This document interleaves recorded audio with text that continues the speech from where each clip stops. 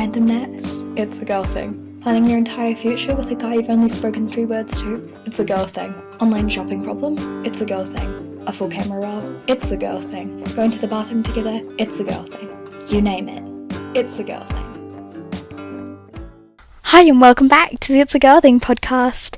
It's Kate and we're here for another day, another chit chat and another you and me session. If you look around and you wonder, well, where is she? No, we're not in my uni room, but we're at my home room because it's my holidays. I say as if I don't have a test when I get back, an assignment due, and a whole bunch of other study I should be doing. But it's okay because I'm here with you guys right now and that's all that matters. So if you've been with us for a little while now, please, if you're loving the show, don't forget to leave a rating or a review on whatever platform you're listening on. It helps more people find and join our little community. And if you're not already, make sure to follow along because I'm so happy you're here and I'm so happy to be your online bestie.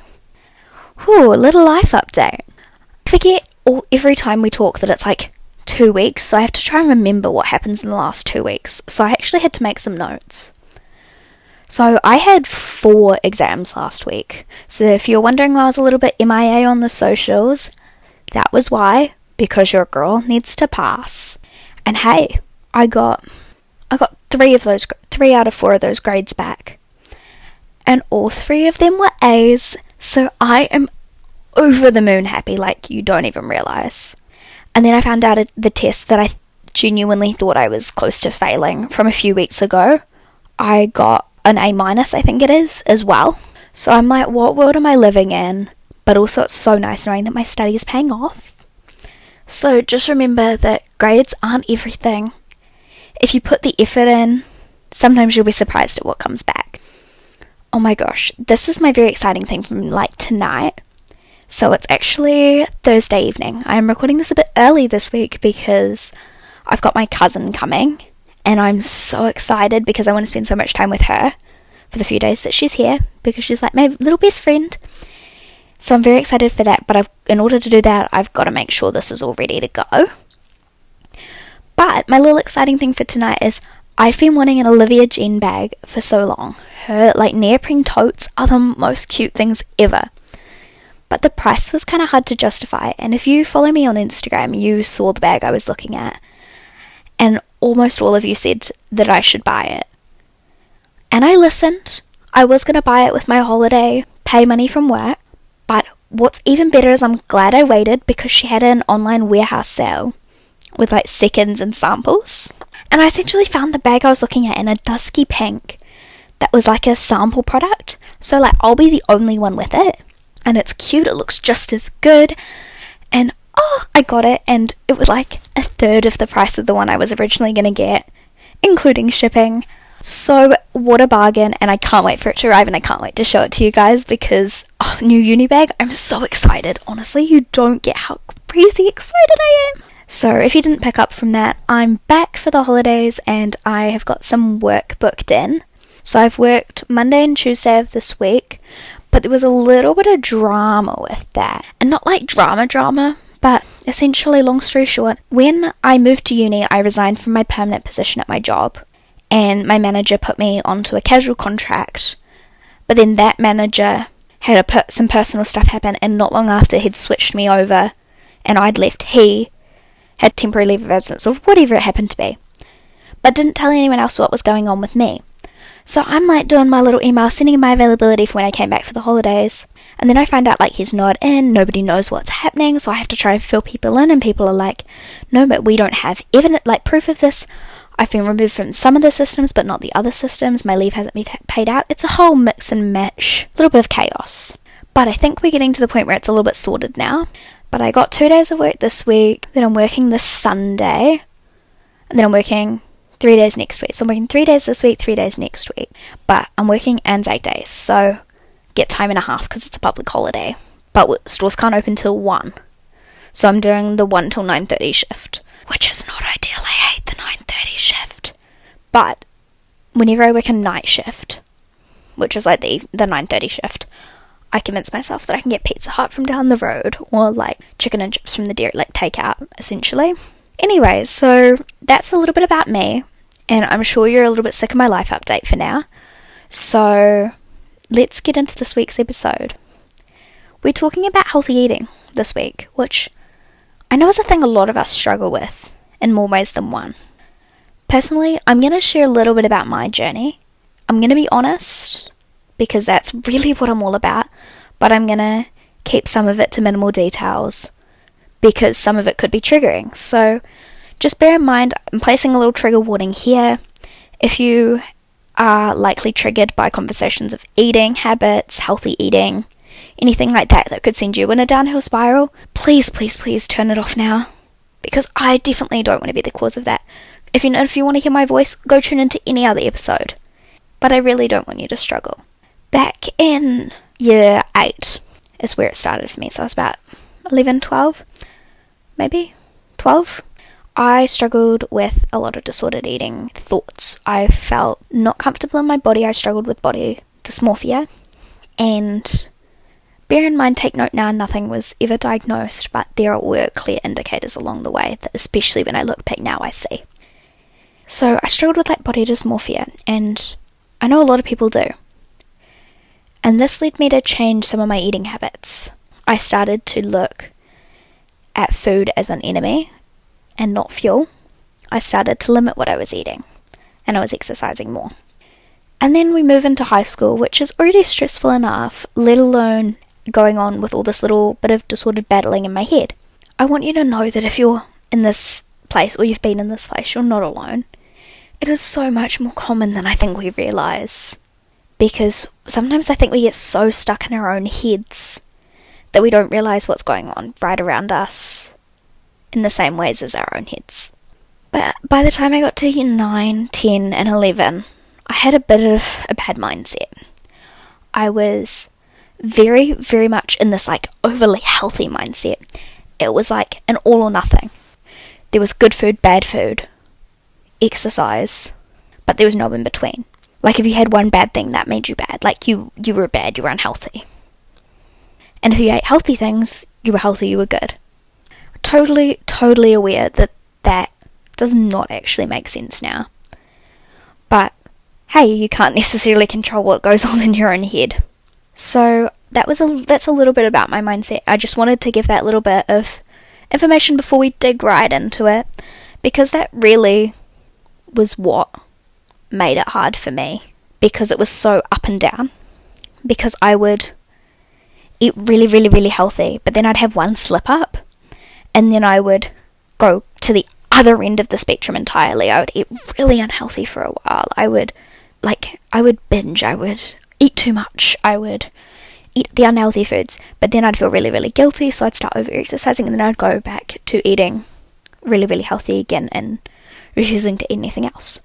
So that's just a little bit of background to why this episode's so important to me, especially as someone who's now living on her own, so I do have total food control over what I choose to put into my body, and I think it's so important that those decisions are guided by not only myself, but the other people around me, evidence, research, and all the good stuff, and not just by my own head. Since moving to uni, I've had full control over what I was eating, and I feel like everyone talks about like a freshman 15, so you put on weight while you go to uni. I personally don't feel like I've done that, but it could be the fact that I have to do all this self-catering, whereas the majority of people I know who go away to university or to college, they're in halls or they're in catered accommodation, whereas I chose to live in a place where I have to do my own cooking, and I personally love that, because I know exactly what's going into my food. I don't have to eat things that I struggle with. Oh, another little bit of information about me, I have a huge problem with certain textures of food. I don't actually know where I developed that fear kind of from. I think it might be the fact that I struggle with emetophobia, so a fear of throwing up. And so if I don't like the texture of food, it can kind of make me feel sick, or it can make me feel like because that's got a weird texture, I'll get sick from that texture. I genuinely don't know where the mental part of that one is, but I have a problem with texture. So I really like knowing exactly what I'm going to be eating. I don't have to eat in front of other people. I get that control. But I'm at a point now where it's like healthy control. So this week's episode is going to be called healthy eating doesn't have to be hard. And that in itself, I know, is a bit cliche, because food's expensive, cost of living is expensive. You could be living at home with your parents, so you don't get control over what you're eating. But there are so many little things that we can do to make healthy eating less hard. So first week of uni, while I was getting adjusted, my parents stocked me up on a lot of foods that I liked and bits and bobs. But for that first week, I bought out quite a few meals. Like, there's a KFC just around the corner, and I'm loving me some KFC. So I had KFC, I think, 2 to 3 days that first week. Nobody told my mum that. And then I cooked my own meals, but it was things like pesto pasta, which if you don't add like veggies and stuff to it is essentially just carbs and protein, which, not a bad thing, in moderation. That's something I've come to learn since like prepping and doing all my own meals, is moderation and balance is key. So since moving to uni, after that first week, I started making healthier meals. Because I'm doing my own groceries, I choose what I pick up. I plan my meals in advance. My friend got me this cute as little like fridge paper thing, and it's got like meal plan, Monday, Tuesday, Wednesday, Thursday, Friday, Saturday, and then a little grocery list thing, and they're all magnets onto your fridge. So every week on a Saturday or a Sunday, I'd plan my meals for the upcoming week, and then I'd do my little grocery list, and then on a Sunday after church, before church, depending on when I feel like going grocery shopping, or when I need to go grocery shopping, I go and pick my groceries up, and I'm getting what's on the list. And if you want to see the kind of things I'm getting on my groceries, head over to Instagram or TikTok, because I do post all my grocery hauls, weekly grocery hauls on there, because I want to be completely transparent with you, and I want you to see what are uni students buying. The only things that I'm not currently buying are meat, because I've got amazing parents who often buy meat on really good deals and specials back here, and we have a big chest freezer here, so they buy me up a share and then package it up small. So I'm very thankful to them for that, because that makes my life that little bit easier too, and that little bit more affordable. Another thing that's made my healthy eating better, finding healthy eating easier, is meal planning and meal prepping. So I am a sucker for buying something to eat for a lunch if I haven't bought something of my own, because we all know it's so easy to just not bring lunch, to leave it at home, to not take anything. But like, if there's leftovers in the fridge, I'm gonna take it, you know? Like, I'm not anti-lunch, I'm just anti having to like prep lunch in the morning. So what I've got into the habit of doing is, usually on like a Saturday or a Sunday, I'll make sure I'm making something like a big batch of vegetable pesto pasta, or a big batch of some kind of veggie stir fry, or something that reheats well, and making an extra like 2 to 3 portions of that. And they go in the fridge, and they're like Monday, Tuesdays lunches. So I'm already starting the week off on a high, and then I try to make leftovers as much as possible when I'm cooking, because then I can make sure I'm eating them. I am still eating out, sometimes maybe once a week even, but it's not usually expensive. Or my current favourite thing to eat out is actually, we have a couple of little roast shops where I live for uni, and one of them's really good, and you get like a little roast meal. It's not the cheapest, but I can get like a dinner and a lunch out of it, and it's so good, but it's still relatively healthy. It's not healthy, but it's balanced, because you still have some veg in there, and I could cook up more veg to go with it if I really wanted, but I really do just enjoy that as my little treat. But the hard thing for me has been, and I think I found last year in my final year of high school too, because I had a little bit more financial freedom because I was working, and I had like free periods, was it's really hard not to walk into town and just buy food. It's actually really hard not to eat junk. If I have snacks, they'll go down, they'll be gone quickly. If I have a sweet treat, that sweet treat is being demolished. And I think that's something we all feel sometimes guilty about. And I think that's why it's so important that moderation is used. So make sure you're eating a range of stuff. No way am I saying you can't eat junk.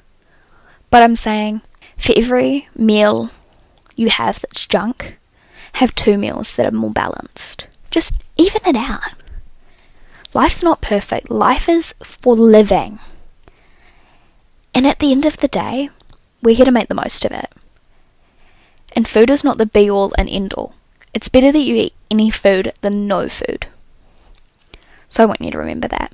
I'm going to do a little bit, you've heard all about my personal uni experience, and what I recommend to someone who's uni or flatting or like working on their own. They're on their own. Those are really good tips if you're on your own. But it's so much harder when you're living in your family house, because your mum or your dad or your older siblings or whatever family dynamic you have, somebody's usually cooking dinner for you, or you're cooking dinner for your family. And that's usually based on the family budget, the cooking budget, like the food budget. Because as I said, it's not cheap out here. So I want you to think about what can you control. A lot of the time it's easier to control your breakfasts and your lunches, because those are the meals you don't eat altogether. Do you have the money to be having something like an egg on toast for breakfast, or good quality like multigrain toast bread? Do you have the ability to pre-make some lunches? Do you have the ability to maybe make a salad for a lunch? What I did, I think in year 12 and 13, is I made a list on my phone. What are 4 lunch meals that I can like pre-prep? Was things like brown rice and quinoa salad, which may not appeal to everyone, but was actually really nice when you add a bunch of things in that you like. I had like couscous salad, I had normal salad, pesto pasta, because they're all things I could like eat cold, or were easy to reheat if I wanted to. Or if you really have minimal control over your breakfast and lunch, choose healthy snacks. Fruit, veggie, like carrot sticks. Choose things that are more balanced, because I know with the cost of food, it's so much easier for family meals to be more carb based, because carbs are often a lot cheaper. And protein is a lot harder to come by, and veggies aren't cheap. So overall, just try and make sure you're spreading that out. Control what you can control and let be what is just going to be. Because at the end of the day, it's not that serious. So I'm just going to take a little pause here, because it's quite a deep and complex topic, because it affects everybody. But it affects everybody differently. This next bit's more for my living on their own kind of gals. I have my current top 5 meals of the moment. These are my like go-tos if I'm not sure what to put on the menu for the week. I usually pop one of these on. So I love satay chicken with a passion. And there's this really good Maggi, if you're in New Zealand or possibly Aussie, I don't know if Aussie has it, Maggi satay chicken stir fry sachet. So good, you just add a little bit of peanut butter and water with it, and you stir fry it up with your veggies, your chicken. You can serve it on rice, you can eat it as is, you can serve it on noodles, couscous, whatever you want. It is so good. And it's been one of my go-to lunches, because a lot of those like sachet packets, as one person, you're never ever going to use the whole thing in one serving. But what I've been doing is, if I'm not in the mood to like halve it, I just chuck it all in and double whatever I'm making. My second meal of the moment is vegetable pesto pasta. So you're probably wondering, what kind of veggies do you put with pesto pasta? So I do a mix of red pesto or green pesto depending on the week. I use some cream to make it go a long further way, because pesto isn't cheap, and that just like makes it go further. And I usually put broccoli, capsicum, red onion, because red onion is so good. Or you can just use normal onion or spring onion if you have something like that in your garden. What else do I put in it? I often put like frozen peas and corn, just for a little bit of extra oomph. And occasionally baby spinach if I've got a bag or half bag just left hanging around. That's another really good one that I just multi-purpose on over into my lunch. It's so tasty. Then we have nachos. My current snack obsession has to be the Pam's Thai sweet chili like corn chips. They are so good. They are like the Thai sweet chili Doritos, but they're just a little bit more toned down in spice level. And I love Thai sweet chili Doritos, but they start to heat up your mouth very quickly. Whereas these Thai sweet chili ones from Pam's, not only are they cheaper, they don't overheat your mouth as quickly, and they've got that whole yummy flavour element. So I love them with my sweet chili dip at the moment. But yes, nachos is my other meal that I'm really doing at the moment. It's on the end of like balancing it out. Sometimes I'll pop some like frozen peas and corn in my mince as well. It just depends. Not every meal has to be top quality healthy with good protein, good veggies, good carbs. Like, you've just got to make sure you're spreading it out. I love a good chicken salad or a good Thai beef salad. I love any kind of good salad where you've got like crispy lettuce and you've got carrot, the capsicum, the red onion, I quite like putting peanuts drizzled on the top of my salads for that bit of extra crunch. Or like corn chips all crushed up. So yummy. Or I even had a couple of eggs spare the other day, so I boiled up some eggs for my salad too. But any kind of salad, they're good for lunches. You can do egg salads for lunches. And I say egg salad like just boiled egg on a really nice green salad. Or you can have chicken salad, bacon salad. There's so many options. And then my lucky last, I talk a little bit about on my Instagram, I think, or TikTok, or both. I love making like bento bowls, like donburi bowls, where you've got like the rice, the like salads / veggies, the meat, and then you've got that like Japanese mayo on top. Japanese mayo, man, is to die for. And I just recently put a little investment in that in my grocery haul. It's not the cheapest thing, but if it's encouraging me to make my like bento bowls at home instead of going out to buy them, it saves me a lot of money long term. So those are my little meal inspo for the moment. I hope those possibly help you to find ideas, or you might take one element out of that and turn it into something that you would like. Because this is what I like, but it doesn't mean it's going to be what you like. So let's just switch entirely. Let's go into our little hype bestie moment for the fortnight. I really just want to tune in with you for a moment before we talk anymore. I just want to tell you how much I love you. I want to be here with you. I want to know how you're feeling, but I also can't, because unless you tell me. And if you want to tell me, go ahead, message me, tell me. I want to know how you are. But I want you to just experience this with me right now. So let's just have a little bestie hype moment. I'm here to hype you up. Because you are amazing, and I hope you are really living life to its fullest. Because at the end of the day, the only person that really matters is you. And as silly as it sounds, yes, you can let all those people down. But if you let yourself down, that's when you're going wrong. You need to be lifting yourself up in the way that you deserve. You need to let other people lift you up in the way that you deserve. If you get a compliment, accept it, because you are more than deserving of it. I'm genuinely so proud of you each and every day, because you've woken up, you're here, you're present, and you're alive. And I think so often we forget that it is such a beautiful gift to be alive. I know sometimes we may not want to be, and that takes a little bit of a dark turn, but it's true. Sometimes life gets us down. Sometimes loss gets too much. Sometimes we realise that our world can actually be a bit of a darker place. But in all that, there is more light than I think we ever realise. I personally think that each and every day, God is with us, and God is bringing us light in all of this darkness. But at the same time, He's making me the light. He's making you the light. We can all be the only light in our lives.